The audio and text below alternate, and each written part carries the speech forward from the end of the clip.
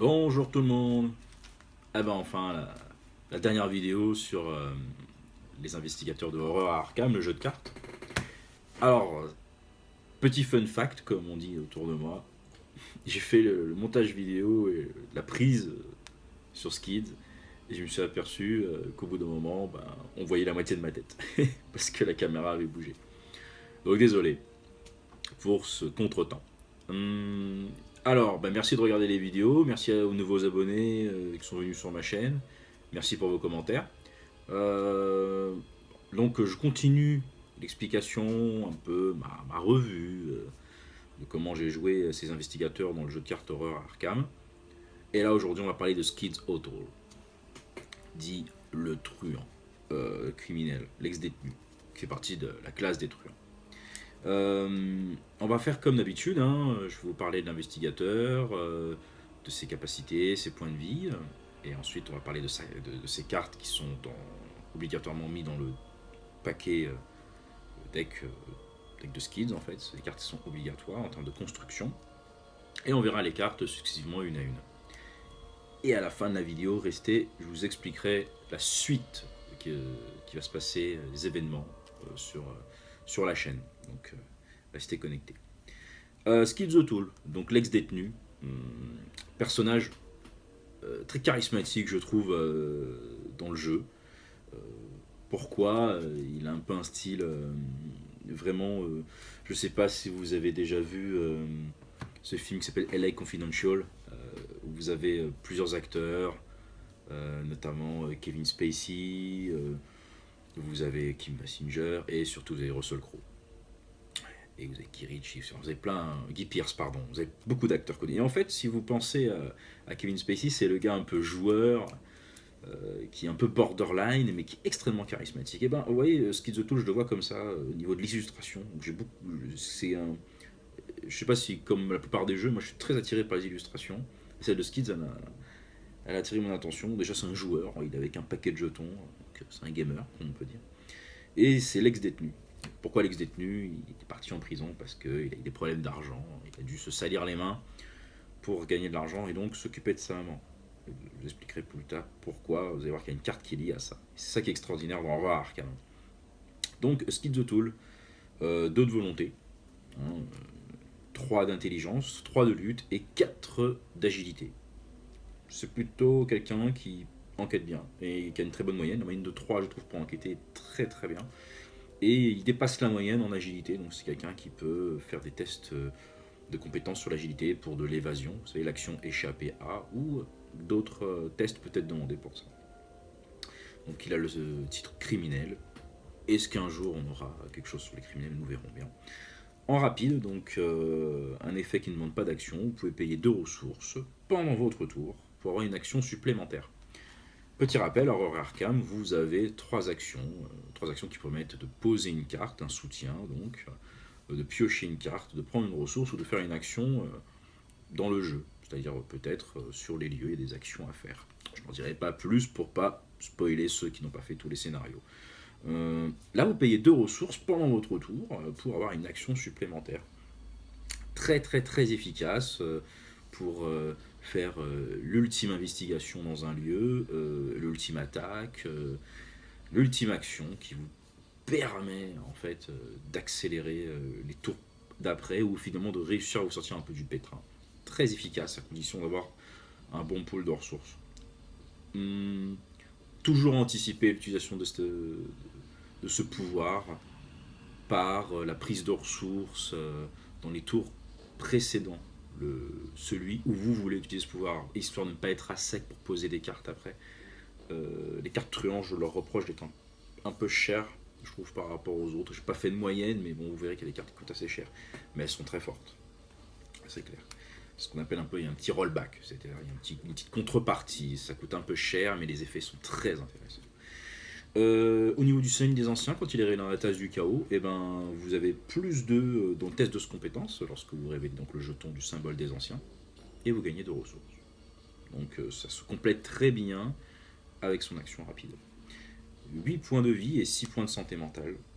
Donc voilà, c'est clairement quelqu'un vraiment qui est physique. Niveau mental, ce n'est pas mauvais quand même, hein. attention, à un certain niveau, la santé mentale peut venir à manquer. Au niveau de la construction du jeu, il peut utiliser les cartes de gardien de niveau 0 à 2. Bien sûr, les cartes de triangle de niveau 0 à 5, et de même pour les cartes neutres. Le texte d'ambiance derrière est très bon. Donc je vous conseille de le lire. Pareil, au cas où si des gens qui n'ont pas joué au jeu, je ne le lirai pas. Mais bon, ça vous dit un peu le personnage et on voit encore mieux le dessin. Donc il me fait vraiment penser à ce policier qui conseille des acteurs, qui est joué par Kevin Spacey dans LA Confidential. Très bon film d'ailleurs. Je vous conseille de regarder si vous aimez l'époque de la prohibition, des choses comme ça. On va commencer par donc ces cartes. Et c'est assez particulier parce que sa carte, à lui, d'habitude, on a des objets. Vous savez, les cartes qui sont reliées, si on veut, à l'investigateur et qui sont obligatoirement mis dans le jeu. Vous avez l'amulette de Wendy, le spécial, 38 spécial de notre ami Roland, le fourre-tout de Daisy qui permet d'avoir 2 emplacements. Ouais, ce sont des objets, des soutiens qui se posent en jeu. Et Agnès, elle a le souvenir d'Hyperborée, qui est une amulette, qui est une clé en fait. Et ben notre ami Skids, lui, il a un événement. Il y a un événement particulièrement intéressant qui se joue au début de votre tour. Alors attention, ce n'est pas un événement qui se joue, tiens, je vais le jouer maintenant. Non, ça se joue au début de votre tour, donc, c'est-à-dire après avoir récupéré une ressource et pioché une carte, et après et immédiatement à ce moment-là, parce que le début du tour, c'est la phase de mythe. Donc c'est avant que la phase de mythe soit faite. La phase de mythe, c'est quand vous réveillez la carte du dessus du deck de rencontre pour vous. Donc, ou pour chaque joueur. Donc chaque joueur pioche une carte du deck de rencontre. Donc quand vous le jouez, en fait, au début de votre tour, avant de révéler votre carte, jusqu'à la fin du round, les ennemis non élites ne peuvent pas vous attaquer. Donc, c'est-à-dire que vous allez jouer votre tour, et les ennemis non élites ne peuvent pas vous attaquer. C'est particulièrement fort. Les élites, ce sont des ennemis qui sont très très puissants, donc c'est normal qu'une carte avec un effet où je suis en cavale, je suis planqué, ça passe pas. Mais c'est très efficace si vous décidez pendant un tour de faire un peu le tout pour le tout, de prendre des ennemis, d'engager des ennemis pour libérer un investigateur. Alors, si vous jouez en multijoueur, c'est-à-dire voilà, vous avez par exemple Daisy qui est pris par 2 ennemis, ben, vous pouvez dire tiens je vais faire une action pour te les prendre, parce qu'ils ne m'attaqueront pas de toute manière. Ça permet de libérer. Attention, au tour prochain, ils seront toujours engagés avec vous. Faites-vous aider par un autre combattant. Mais grâce à l'agilité haute de Skids, vous pouvez tenter d'échapper à l'ennemi le plus gênant afin de vous mettre dans un lieu connexe, si on veut. Vous voyez, donc c'est excellent, je trouve, Cavale. Des icônes de compétences aussi, si vous voulez la défausser. Donc, il y a tout de même 2 points d'interrogation, une icône pour de l'agilité et une pour de l'intelligence pour enquêter. Bah voilà quoi, on a l'exemple même de Skids, c'est très original, on a un événement qui n'est pas retiré de la partie quand il est joué, donc je suis en train de me faire la réflexion, si un jour on peut rejouer les événements de la défausse avec Skids, ça peut être très intéressant. Ça ne coûte qu'une ressource, c'est très bien. C'est une sorte, vous voyez, c'est un joueur, vous voyez, vraiment, c'est vraiment le joker quoi, qu'on a dans la main et qu'on sort au bon moment pour réussir à finir le scénario peut-être, ou à accélérer le scénario. Voilà. Au niveau de sa faiblesse, parlons-en. Ça s'appelle les frais d'hôpitaux. Je vous parlais tout à l'heure. C'est un ex-détenu et en prison. Il a découvert que les anciens existaient, mais bon, comment il est rentré en prison, c'est que voilà, il a dû faire quelques actes illégaux afin de récupérer de l'argent. Donc quand elle est révélée, vous la mettez en jeu. Et en rapide, vous pouvez déplacer une ressource de votre réserve sur les frais d'hôpitaux. À la fin de la partie, s'il n'y a pas au moins 6 ressources sur les frais d'hôpitaux, vous recevez 2 points d'expérience en moins pour ce scénario. Cette faiblesse, je trouve qu'elle est assez mal designée. Alors je m'explique, attention. Franchement, au niveau roleplay, elle est excellente. C'est-à-dire, si vous êtes vraiment en campagne, vous jouez Skids et que vous la piochez, vous avez envie d'avoir de l'expérience afin de faire progresser votre jeu. Là, c'est clair. Moins 2 d'expérience, vous finissez la partie où on est à 3 joueurs, tout le monde gagne 6 ou 4 points d'expérience ou 5, vous en gagnez 2 de moins. Bon, vous évoluez moins vite, sachant qu'il y a des cartes très intéressantes qui coûtent entre 3 et 4 d'expérience, voire plus. Là, si vous jouez une partie en construit, c'est-à-dire une partie qui n'est pas en campagne, votre faiblesse, vous vous en fichez un peu en fait. C'est là où elle prend une place en plus dans le deck, elle est révélée. Bon bah voilà, elle est là, je ne paierai pas les ressources, et puis voilà. Je pense qu'elle aurait dû faire un effet un peu plus néfaste pour, euh, pour justement. Parce que déjà, les faiblesses, elles sont tellement agressives et pénalisantes pour les autres. Même en construit, je trouve que cette faiblesse-là le gêne pas vraiment. Je dirais tant mieux pour lui. Mais bon, n'oubliez pas qu'il y a une deuxième faiblesse dans le deck, qui est piochée au hasard lors de la construction de votre jeu. Et mon petit nez me dit que les faiblesses, il n'y en aura pas qu'une seule dans le deck si on fait la campagne et si on la respecte. Voilà. Voilà, les frais d'hôpitaux. Il est près de sa maman. Un bon garçon, je trouve. Qu'est-ce qu'il ferait pas tout pour sauver sa maman? Surtout que n'oubliez pas, on est dans les années 30. Donc, les frais. Et puis on est aux États-Unis. Il y a un contexte, je pense, qui fait que ce garçon a été obligé de faire quelques actes illégaux. On va parler de sa carte qui a un niveau. Euh, alors, ce qui est bien, j'ai peut-être raté mes vidéos quand j'ai monté, mais ce qui est bien maintenant, c'est on a parlé beaucoup de cette carte sur le forum d'arcamjce.fr, que je vous conseille d'aller si vous n'y êtes pas encore inscrit. C'est là que la communauté est présente. On parlait de Léo de Luca, comme quoi ça serait la meilleure carte du jeu, ou du moins le meilleur allié du jeu. Je suis quasiment d'accord. Il coûte cher à poser, mais s'il est posé dans les premiers tours, c'est la partie s'accélère. Pourquoi? Parce que Léo de Luca, c'est un allié qui coûte 6 ressources à poser. C'est un criminel qui a 2 points de vie et 2 points de santé mentale. Lorsqu'il est en jeu, vous avez une action supplémentaire.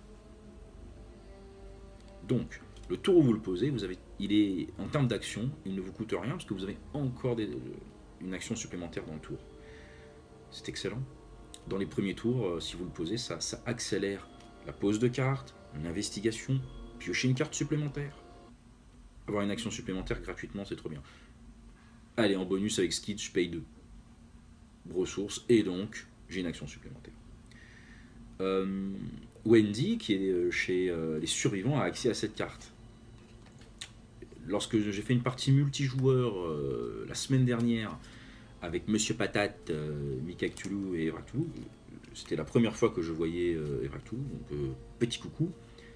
Franchement, quand je l'ai posé, alors là, oui, j'avoue que je me suis développé très vite, j'ai pu enquêter, j'ai récupéré 6 indices en un tour. Grâce à lui. J'ai fini par après le défausser pour que Evrak Cthulhu puisse le jouer, et moi j'ai posé un montant en l'air, allié que je parlerai après. C'est vraiment très fort. C'est vraiment un des alliés les plus forts avec le chien de Roland et Ethan, vous savez, l'entomologiste qui est de la faction des chercheurs, qui permet qu'à chaque fois que vous faites vous enquêtez avec succès, vous gagnez une ressource. Je pense que ces 3 alliés sont très très forts. Chez les survivants, l'allié, il n'y en a pas des tops. On a parlé de Aquina et du petit chaton. Mais là, Léo de Luca, c'est très fort. Qui plus est, lorsqu'il monte de niveau, lorsque vous payez 1 point d'expérience, il coûte 5, il coûte 1 de moins à jouer. C'est très fort. C'est très très très fort. Avoir une action supplémentaire ouvre des possibilités incroyables dans ce jeu. Ce n'est pas à négliger lorsqu'on joue truand. On va continuer sur l'autre allié parce que je vous en ai parlé, c'est le monte en l'air. C'est un allié que j'affectionne particulièrement avec les survivants, notamment avec Wendy. Il donne plus d'agilité lorsqu'il est en jeu.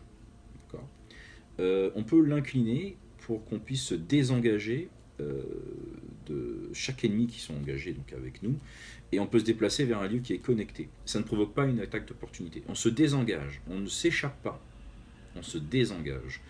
Le but, c'est que ces ennemis après ne soient plus engagés avec moi, on puisse se mettre dans un lieu et il va falloir qu'ils soient engagés avec que l'investigateur principal choisisse avec qui ils sont au bout d'un moment, ou décide de les engager.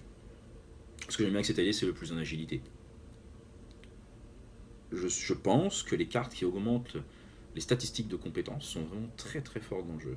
C'est pour ça que j'étais mitigé sur Léo et le montant en l'air et éventuellement d'autres alliés sur le post sur le forum. Je vous le mettrai d'ailleurs dans les commentaires. Ce post, il est très intéressant, il y a de très bonnes discussions, notamment avec un joueur très expérimenté qui s'appelle Très Énervé, qui donne une bonne analyse de la chose. Et moi, ce que j'aime bien avec les alliés qui augmentent les statistiques, c'est qu'une fois qu'ils sont posés, ils agissent, qu'on le veuille ou non, un peu sur les jetons du chaos qu'on va révéler. Bah oui, parce que si vous avez 4 d'agilité, vous révélez un -2, vous passez à 2, tout simplement. Mais si vous avez +1, vous êtes à 3. Et donc, les tests à 3 ou 4 sont très souvent demandés en fait dans le jeu. Lorsqu'un test arrive à 4 ou 5, c'est bien là, oui, là il faut vraiment assurer. Donc c'est pour ça que j'aime beaucoup le montant en l'air. et il a 2 points de santé mentale et 2 points de vie. Cependant, comme je l'ai dit au début de la vidéo, il coûte 4 ressources à poser. C'est très onéreux. Mais le retour sur investissement en vaut la peine. Il n'a pas d'autres alliés. On va alors donc faire les soutiens qui se posent. On va commencer par cambriolage. C'est un soutien qui se pose 1, qui coûte 1, excusez-moi, et qui se pose en jeu. En fait, vous faites une action, vous l'inclinez, vous faites une action d'enquêter, et au lieu de récupérer un indice, vous gagnez 3 ressources. Je suis un peu gêné par cette carte, parce qu'à chaque fois que je l'ai installée, pardon du mot, c'est à Netrunner qu'on dit ça, mais quand je l'ai mise en jeu, pardon, j'ai envie d'enquêter, de récupérer l'indice. Et on ne peut enquêter dans un lieu qui n'y a qu'un indice. Donc, alors, si on l'a en début de partie, c'est très intéressant dans la mesure où il y a un indice dans le lieu où vous êtes ou deux. Donc, vous pouvez vous dire, voilà, je vais enquêter, récupérer 3 ressources, et après je vais récupérer l'indice, par exemple. Ça permet de se développer. Ça reste intéressant. Mais voilà, enquêter, récupérer des indices, c'est tout de même mieux. Les indices font avancer la partie. C'est-à-dire, vous avez des intrigues en cours, et il faut payer des jetons indices qu'on récupère sur les lieux pour avancer. C'est un jeu où le timing est important dans le jeu, parce que vous avez à côté une autre carte qui s'appelle l'acte, qui monte à tous les tours. Faut gérer. C'est pas si rapide que ça, mais bon, je suis pas très fan. Peut-être certains d'entre vous l'ont testé et ont trouvé une utilité. Toujours un autre soutien, coup dur, vous savez, c'est les fameux talents qui en rapide permettent d'augmenter une statistique. Donc là, la stat, c'est l'agilité et la lutte. Bon, c'est très bien. Cela montre que là, on peut se défendre pour échapper à ou attaquer en augmentant la lutte avec Skids, qui a tout de même 3 en lutte quand même. C'est pas négligeable. Ça coûte 2 à installer comme tous les autres talents. Je trouve ces talents très intéressants. Donc, à jouer, bien sûr. L'autre soutien que je trouvais, voilà, celui que je préfère par rapport à cambriolage, c'est le vol à la tire. Donc ce que je préfère par rapport à cambriolage, donc c'est ce soutien-là qui est vol à la tire. C'est après avoir échappé à un ennemi, vous inclinez le vol à la tire, vous piochez une carte. Piocher. Ça ne demande pas d'action, c'est-à-dire vous tentez d'échapper à un ennemi, vous avez réussi en temps normal sans cette carte, cool. Elle est là, vous l'inclinez, vous piochez une carte. Mais c'est très bien. C'est très bien. Piocher une carte, c'est une action et ça se fait à la fin du tour. Là, vous allez tenter de vous échapper, vous allez piocher une carte. Très bonne carte dans le jeu Wendy, parce que Wendy, c'est la reine de l'échappatoire. C'est l'as de l'évasion avec notre ami Skids. Donc c'est une très bonne carte. Mais avec Skids, c'est bien, ça permet de se refaire une petite main rapidement. C'est une très bonne carte. La pioche, de toute manière, il ne faut pas hésiter. C'est comme l'eau, il ne faut pas hésiter à en abuser. Toujours en soutien, c'est maintenant les équipements. Il en a d'ailleurs 2. Très bien.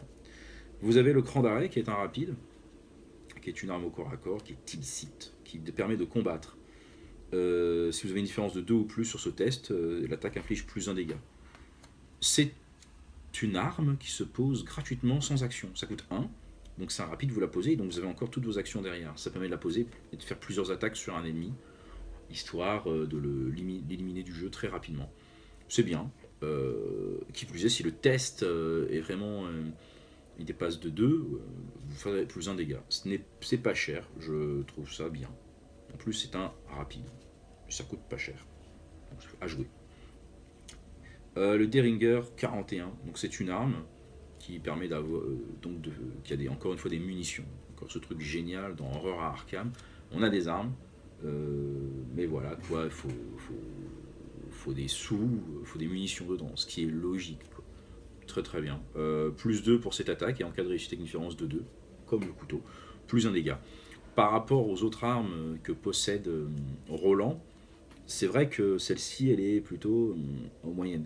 Vous pouvez mettre je crois que c'est le 44, ou une machette à Skids, parce qu'il peut jouer les cartes de gardien. Là, le Derringer... il coûte 3 et il fait plus 2 de lutte quand même, donc on fera un dégât sûr si on fait un bon test de compétence. Au niveau soutien, on a tout fait. Maintenant, il reste sa pléiade d'événements.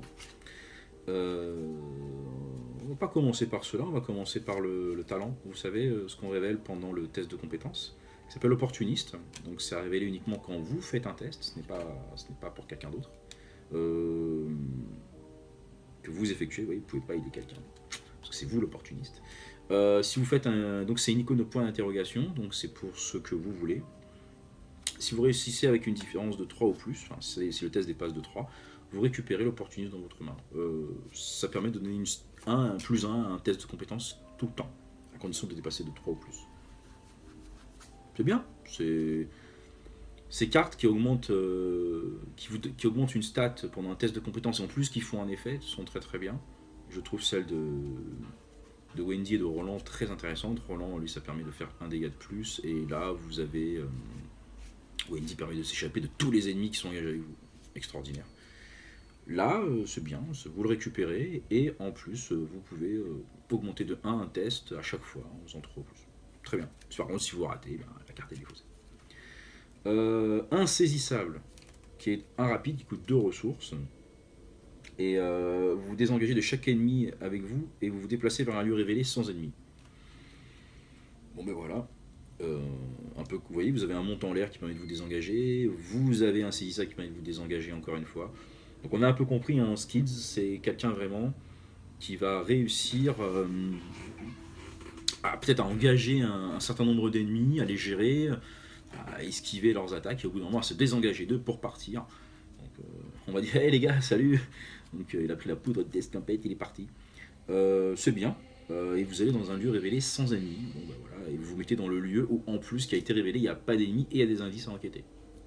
On se déplace. C'est-à-dire je vais me désengager mais je me déplace. C'est un rapide, ça ne prend pas d'action. Donc il y a un lieu qui a plein d'indices qui vous intéressent, ou il y a un lieu intéressant pour faire une action. Si vous tentez d'y aller, vous risquez de prendre une attaque d'opportunité. Ben là, vous dites non, je vais me désengager là, de ces 2 ennemis, ou de 7 ennemis contre moi. Et je vais aller dans le lieu où il y a des indices et je vais enquêter. Il me reste mes 3 actions pour le faire en plus. Parfait. Potentiellement peut-être 4 actions si vous avez Léo de Luca.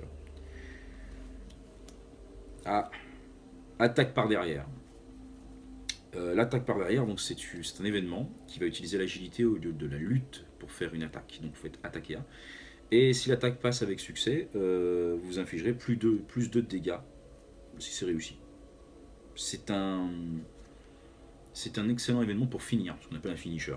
C'est-à-dire vous avez un ennemi qui a beaucoup de points de vie, faut en finir. Parce que vous faites que 1 ou 2 dégâts, là vous avez des fois des ennemis qui ont beaucoup de points de vie. Je n'irai pas plus loin, mais voilà quoi. Imaginez, nous, en tant qu'investigateurs, on a 8 points de vie, des fois 9, des fois 7. Pourquoi pas un ennemi un jour qui a ce nombre de points de vie. Donc si vous allez à coup de 1 ou de 2, l'ennemi peut être là pendant 2 tours, 3 tours. Ça peut être gênant parce que les ennemis vous attaquent à chaque fois. Ça coûte 3 à jouer. Anticiper les ressources, toujours. Et après l'attaque par derrière et l'attaque par surprise. C'est une action, c'est infliger 2 dégâts à un ennemi incliné dans votre lieu. Donc dans votre lieu, c'est-à-dire si vous êtes dans un lieu, il y a un ennemi qui est dans ce lieu, il est incliné, vous lui faites 2 dégâts.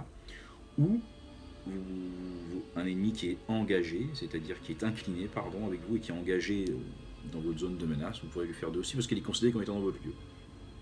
C'est 2 points de dégâts, c'est une action, ça coûte 2, c'est bien, ça évite de dire je vais t'attaquer. Non, c'est 2 points de dégâts tout de suite. Et on finit par les événements qui s'achètent. On va commencer par série gagnante. Pareil, c'est bien que la vidéo a été décalée. Cette carte, c'est sur les réseaux sociaux qu'elle a été parlée comme quoi que ce serait une carte très très forte. Alors, c'est clair que la carte elle dit vous gagnez 10 ressources, ça coûte 3 et elle coûte 4 points d'expérience. Vous gagnez 10 ressources, vous payez 3, donc vous gagnez 7 ressources finalement. C'est ce qu'on appelle un accélérateur en fait. Dans beaucoup de jeux de FFG, donc de Fantasy Flight Games, vous avez souvent des cartes comme ça. À Netrunner, vous avez le fameux fonds d'investissement qui est pareil, qui coûte 9 et qui vous dit je vais gagner 5. Donc voilà, donc en fait vous gagnez 4. Vous jouez la carte et vous gagnez 4, mais il faut un certain montant pour jouer. Pourquoi je dis qu'elle coûte 9, ça coûte 5, je crois. Oui, ça coûte 5, pardon, le fonds d'investissement, excusez-moi. Vous avez aussi dans Star Wars, alors chaque fois vous avez des jeux où vous pouvez gagner plus de ressources en payant un certain montant. Donc, et après ce montant est déduit. Donc, forcément. Donc là, et ça accélère les tours futurs. Là, vous avez un nombre limité d'actions.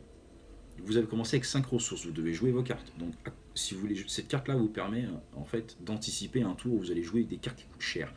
Léo, de Lucas, payer 2 pour le pouvoir de Skids pour avoir une action supplémentaire. jouer pourquoi pas le montant l'air, le Deringer, enfin jouer des cartes qui coûtent cher. C'est pas super fort, je trouve, ça coûte 4 points d'expérience. C'est une carte quand même à observer parce que d'autres truands vont arriver, hein, donc on va observer et voir comment ça se passe. Néanmoins, vous avez 3 ressources, vous la piochez, boum, vous la jouez, vous passez à 7. Il y a un différentiel incroyable, ça permet de se refaire. Là, sur cette carte-là, je trouve que c'est bien. Accélérateur en début de partie, permet de se refaire en milieu de partie si on a un trou de ressources et si on arrive à la piocher. Mais bon, on n'a qu'une voire deux dans le deck. À voir. Et on finit par, moi je pense, hormis allié, l'une des cartes les plus fortes du jeu, je m'explique, qui s'appelle Paris truqué. C'est un rapide. C'est uniquement à jouer quand vous révélez un jeton du chaos et quand vous révélez un pion du chaos avec un modificateur négatif. Vous changez le modificateur négatif en modificateur positif. Pourquoi je dis que c'est une des meilleures cartes? C'est une carte qui va modifier, du moins altérer, le résultat du jeton du chaos.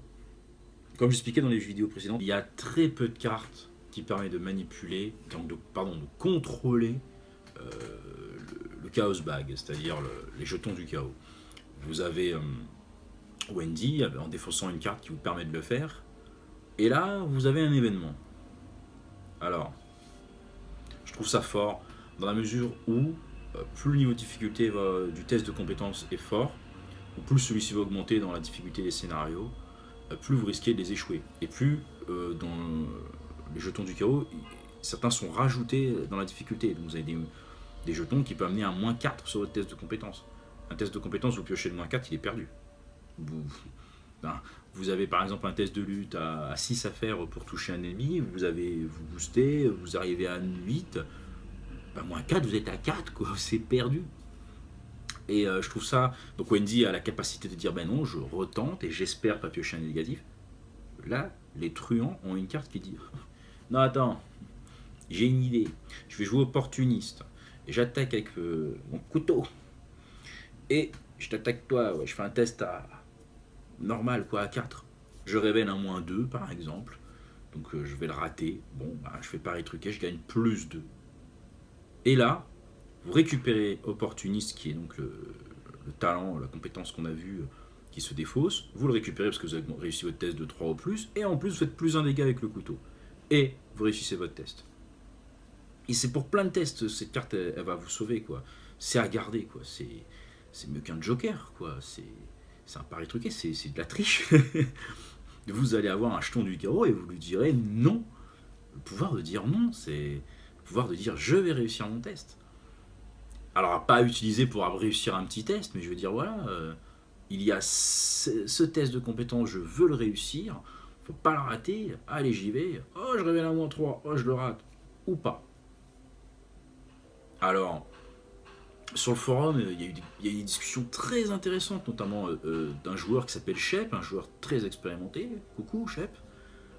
Oui, il avait raison, il disait que voilà, ce côté du hasard au niveau du jeton du chaos qu'on ne maîtrise pas, et en plus, c'est ce qu'on appelle dans le jargon du jeu du random. Donc j'ai même eu des discussions avec des amis qui c'est complètement absurde.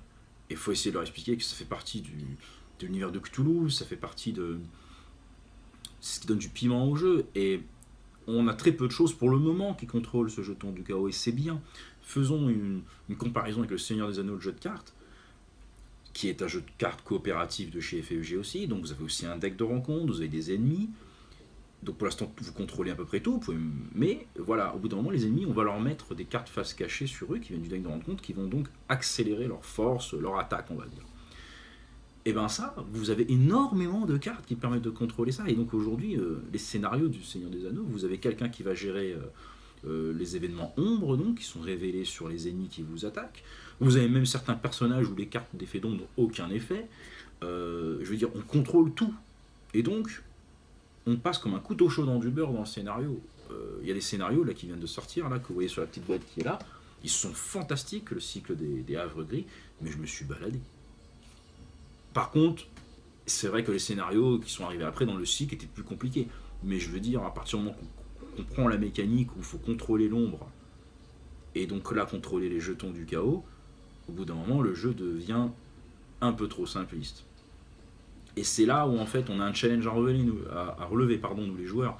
C'est-à-dire le jeu a ce côté de hasard qu'on ne maîtrise pas du tout, mais là on a une carte et un pouvoir qui le fait pour le moment.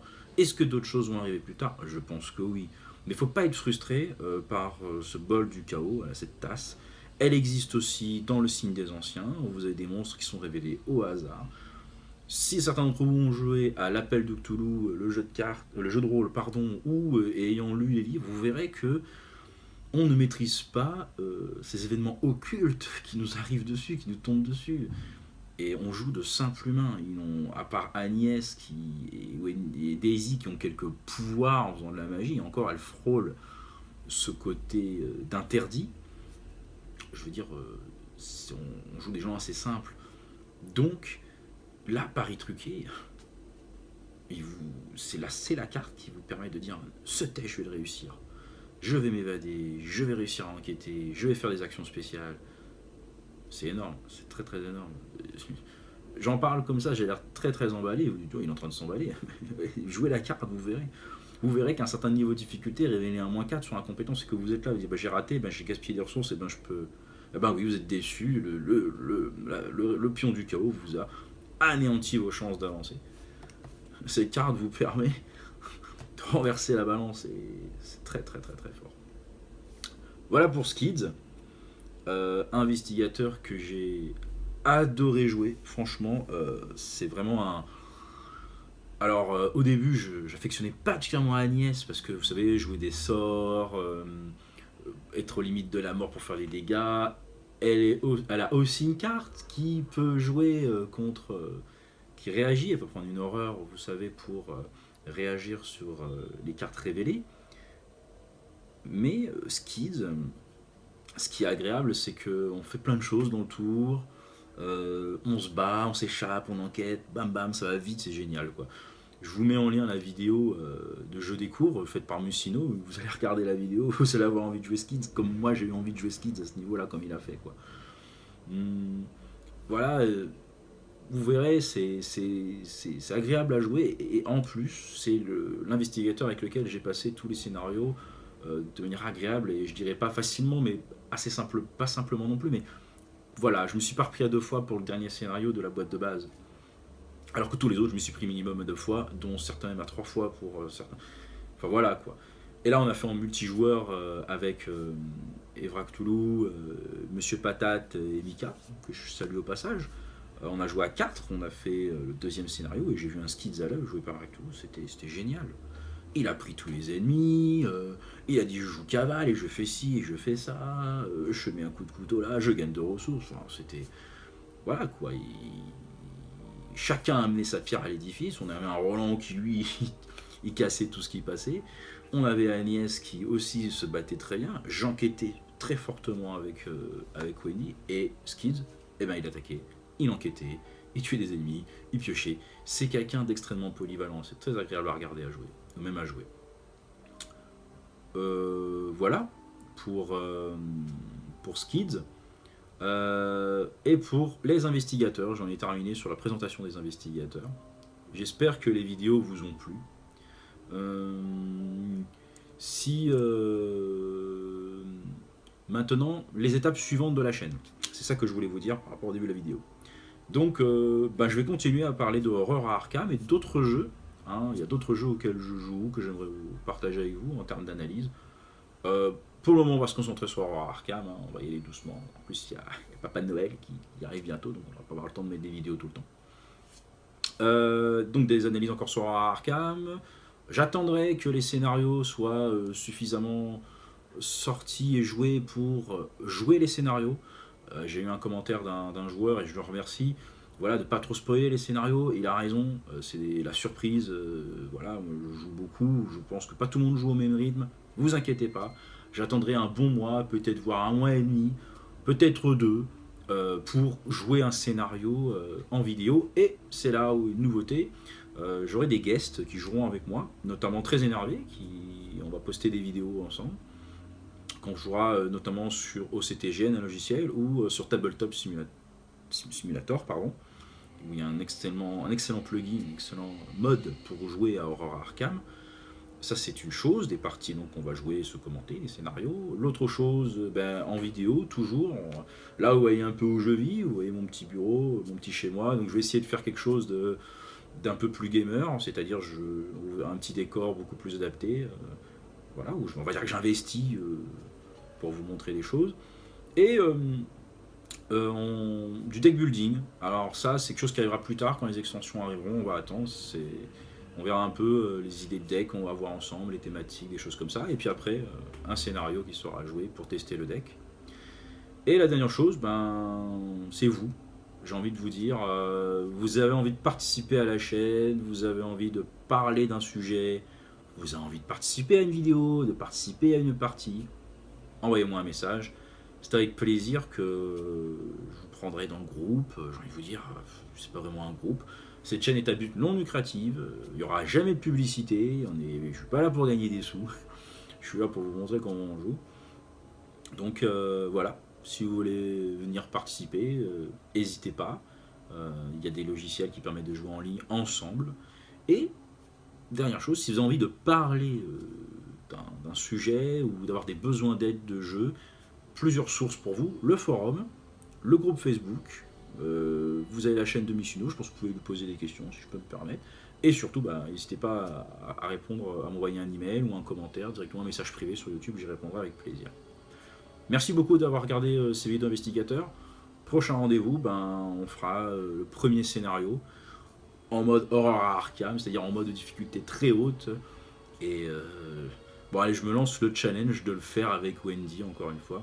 Je n'ai pas encore réussi, il va falloir que j'y arrive au bout d'un moment. Merci d'avoir regardé les vidéos, j'attends vos commentaires et vos retours. A bientôt!